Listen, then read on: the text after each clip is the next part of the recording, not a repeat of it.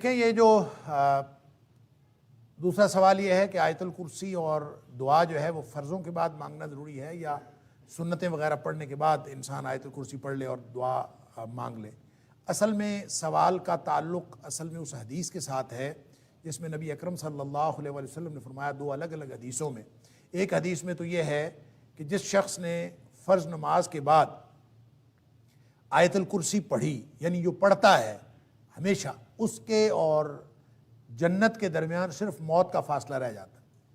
جو ہی وہ فوت ہوا وہ ڈائریکٹ جنت میں چلا جائے گا۔ اللہ تعالیٰ ہم سب کو اس میں سے بنائے۔ ایک تو اس کا تعلق اس حدیث کے ساتھ ہے، اور دوسرا یہ کہ نبی کریم صلی اللہ علیہ وسلم نے جو دعا کی قبولیت کے اوقات بتائے ہیں، اس میں ایک فرضوں کے بعد کا جو وقت ہے اس کو دعا کی قبولیت کا وقت بتایا ہے۔ تو ان دونوں حدیث سے تعلق رکھتا ہے یہ سوال کہ وہ جو دعا مانگنی ہے یا جو آیت الکرسی پڑھنی ہے، کیا وہ لازمی طور پر فرضوں کے فوراً بعد مانگنی اور فرضوں کے فوراً بعد آیت الکرسی پڑھنی ہے، یا بعد میں جو سنتیں وغیرہ پڑھنی ہوتی ہیں، انسان جب سنتیں پڑھ کے فارغ ہو جائے تو اس کے بعد پڑھ لے؟ تو کیا اس اصل میں بات یہ ہے کہ نبی کریم صلی اللہ علیہ وسلم کی دونوں حدیث میں صلاۃ المکتوبہ کا ذکر ہے، یعنی فرض نماز کی بات ہے، لہٰذا آیت الکرسی کے لیے بھی اور دعا کے لیے بھی ایک تو بات یہ ذہن میں رکھیں کہ اس کا تعلق فرض نمازوں کے ساتھ ہے۔ فرضوں کے بعد ہی آیت الکرسی پڑھنی چاہیے اور فرضوں کے بعد ہی دعا کرنی چاہیے۔ البتہ دعا کے بارے میں نبی اکرم صلی اللہ علیہ وسلم نے الگ سے کوئی، جس کو ہم دعا کہتے ہیں اصطلاحاً، کہ فرضوں کے بعد ہاتھ اٹھائیں اور ہاتھ اٹھا کر دعا کریں، چاہے وہ جماعت کے ساتھ ہو اور چاہے وہ جماعت کے بغیر۔ اس کے بارے میں ایک بہت لمبی بحث ہے اور اس کے بارے میں کتابیں بھی لکھی گئیں کہ فرضوں کے بعد اجتماعی دعا جو ہے وہ جائز ہے یا ناجائز ہے۔ میں اس ساری بحث سے قطع نظر یہ عرض کرنا چاہ رہا ہوں کہ اجتماعی دعا کو آپ چھوڑیں، انفرادی دعا بھی،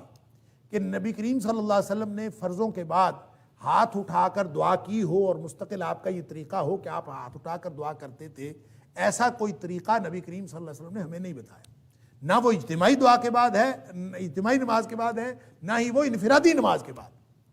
اور پھر جب نبی کریم صلی اللہ علیہ وسلم یہ فرما رہے ہیں کہ جو دوبر و کل صلات، ہر نماز کا جو آخر ہے اس کے پیچھے جو ہے وہ نماز کے دعا کی قبولیت کا وقت ہے، تو یہ کیسے ہو سکتا ہے کہ نبی کریم صلی اللہ علیہ وسلم ایک بات ارشاد فرمائیں کہ وہ دعا کی قبولیت کا وقت ہے، اور خود نبی کریم صلی اللہ علیہ وسلم سے ایسا کوئی عمل وہ موجود ہی نہیں ہے کسی صحیح حدیث میں کہ نبی کریم صلی اللہ علیہ وسلم ہر نماز کے بعد دعا مانگتے ہوں، ایسا کچھ نہیں ہے۔ تو یہ ایک سوال پیدا ہوتا ہے، اور اس سوال کا جواب یہ ہے کہ نبی کریم صلی اللہ علیہ وسلم کا معمول یہ تھا کہ آپ جو تشہد میں دعائیں مانگتے تھے، آخری تشہد میں درود شریف پڑھنے کے بعد، وہ دعائیں محدود نہیں تھیں جس طرح ہم نے محدود کیا ہوا ہے کہ ہم ایک دعا پڑھ لیتے ہیں یا دو دعائیں پڑھ لیتے ہیں اور ہم سمجھتے ہیں بس نماز میں اتنی دعائیں پڑھنی، اس کے بعد دعائیں نہیں پڑھنی۔ وہ جو دوبر کل صلات ہے، یہ بھی اصل میں نماز کا آخر ہے، اور وہاں پہ جو دعا کی جاتی ہے وہ دعائیں مراد ہیں کہ جتنی بھی آپ وہاں دعائیں کریں گے وہ اللہ کے ہاں قبول کے درجے کو پہنچتی ہیں، یہ وعدہ ہے۔ لہذا اس کا مطلب لازماً سلام پھیرنے کے بعد نہیں ہے، سلام پھیرنے سے پہلے کی دعائیں، یا پھر وہ دعائیں نبی کریم صلی اللہ علیہ وسلم کا جو معمول تھیں، جو نبی پاک صلی اللہ علیہ وسلم ہر نماز کے بعد مانگتے تھے، جو صبح و شام کے خاص طور پر جو اذکار ہیں، اور باقی جو دعائیں ہیں جو نماز کے بعد نبی کریم صلی اللہ علیہ وسلم کو معمول تھا، اور یہ نماز کی کتابوں میں، حدیث کی کتابیں موجود ہیں، آپ ان کو دعاؤں کو یاد کر لیں۔ اصل میں اس سے مراد وہ دعائیں ہیں جو نبی کریم صلی اللہ علیہ وسلم تسلسل سے اور ہمیشہ معمول کے مطابق مانگتے تھے۔ اس میں سے 4-5 دعائیں تو ایسی ہیں جو تشہد میں نبی کریم صلی اللہ علیہ وسلم کبھی قضا نہیں کرتے، ہمیشہ پڑھتے تھے، اور باقی اس کے علاوہ جو دعائیں ہیں وہ آپ اگر پڑھ لیں تو وہ بھی ٹھیک ہے، وہ بھی اسی کے اندر آئے گا۔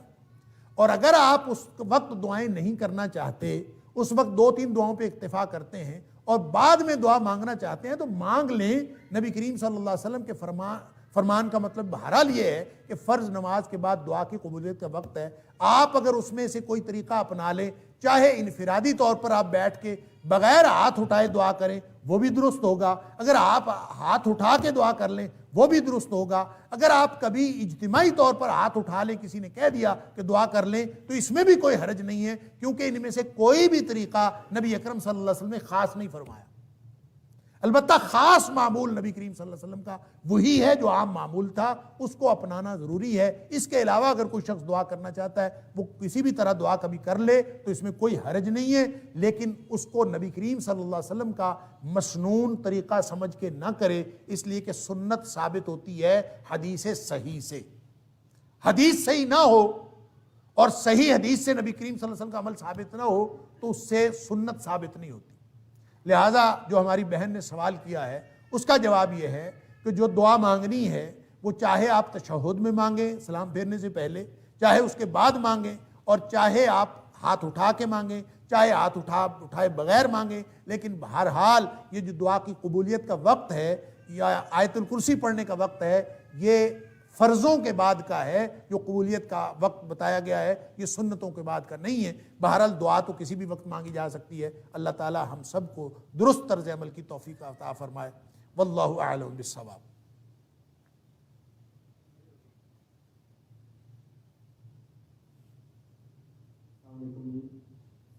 میرا سوال بھی دعاؤں کے بارے میں ہی ہے۔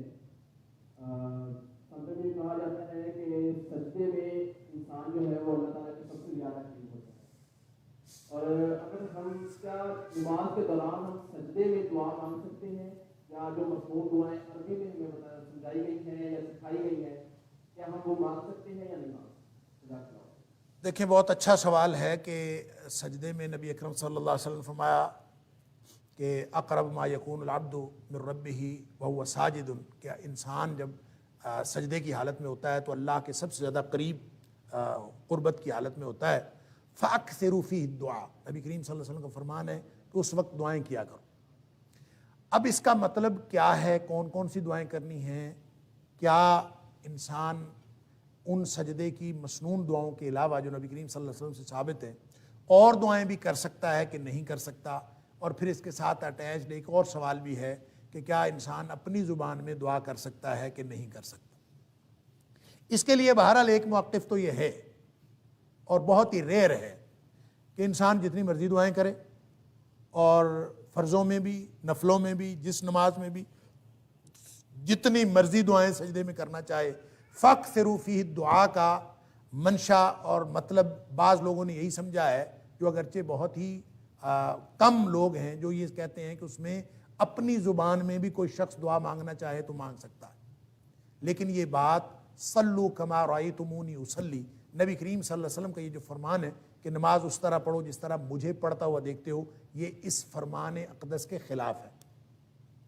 نبی کریم صلی اللہ علیہ وسلم نے اس بات کی کبھی کسی کو اجازت نہیں دی، اور نہ نبی کریم صلی اللہ علیہ وسلم کے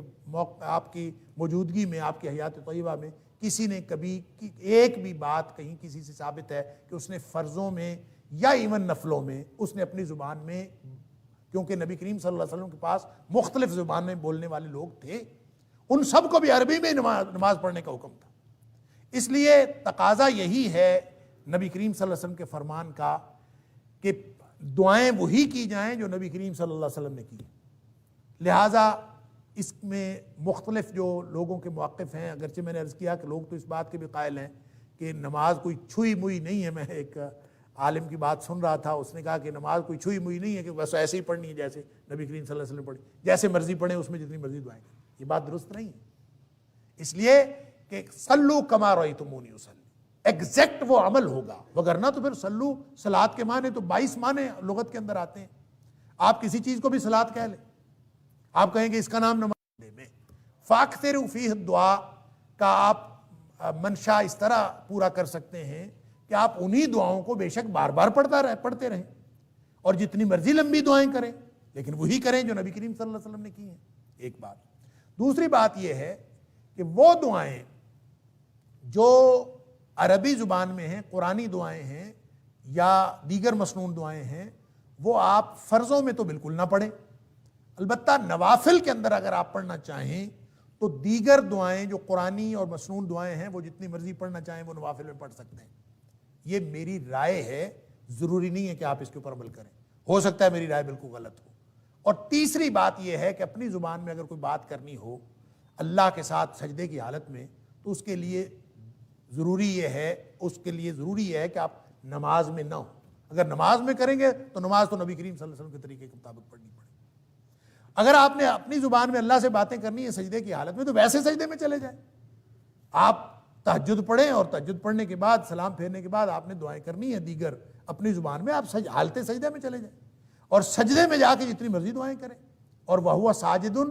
وہ آپ اس کیفیت میں ہیں, سجدے کی حالت میں ہیں, اور اللہ سے اس کیفیت میں یہ اسی طرح سے ہے جیسے ہاتھ اٹھا کے اللہ کے رسول صلی اللہ علیہ وسلم فرمایا کہ جو شخص ہاتھ اٹھا کے دعا کرتا ہے اللہ تعالیٰ فرماتے ہیں کہ مجھے شرمندگی محسوس ہوتی ہے کہ میں اس کو محروم کروں جو دعا وہ ہاتھ اٹھا کے مانگ رہا ہوتا ہے. اسی طرح سجدے کی حالت میں تو آپ وہ حالت پوری کر لیں, سجدے میں چلے جائیں اور سجدے میں جا کے جتنی مرضی دعائیں کریں. لہذا 3 کیفیات ہو گئیں. فرض کے اندر صرف وہ مسنون دعائیں جو نبی کریم صلی اللہ علیہ وسلم سجدے اور رکوع میں کرتے تھے وہی پڑھی جائیں. نوافل کے اندر دیگر مسنون دعائیں اور قرآنی دعائیں بھی پڑھی جا سکتی ہیں, اور اگر اپنی زبان میں دعائیں کرنی ہوں تو اس کے لیے آپ ویسے بغیر نماز کے حالت سجدہ میں چلے جائیں اور دعائیں کریں. یہ 3 کیفیات ہو سکتی ہیں. اور اگر آپ سمجھتے ہیں کہ اس طرح بھی دعا نہیں کرنی, کوئی اور طریقہ آپ سمجھتے ہیں تو کر لیں. نبی کریم صلی اللہ علیہ وسلم سے وہ مسنون دعائیں جو منقول ہیں اس کے علاوہ کوئی دعائیں پڑھنا سجدے کی حالت میں کسی صحیح حدیث میں میرے علم میں نہیں ہے, اور نہ ہی یہ کہ آپ نے کسی کو اجازت دی ہو. لہٰذا آپ یہ کر سکتے ہیں کہ فرضوں میں تو کوئی اور دعا نہ پڑھیں, نفلوں میں دیگر دعائیں مسنون پڑھ سکتے ہیں, اور بغیر نوافل, بغیر فرائض کے, بغیر نماز کے ویسے سجدے میں جا کے اپنی زبان میں کر سکتے ہیں. نماز میں اپنی زبان میں نہیں پڑھ سکتے. واللہ اعلم بالصواب.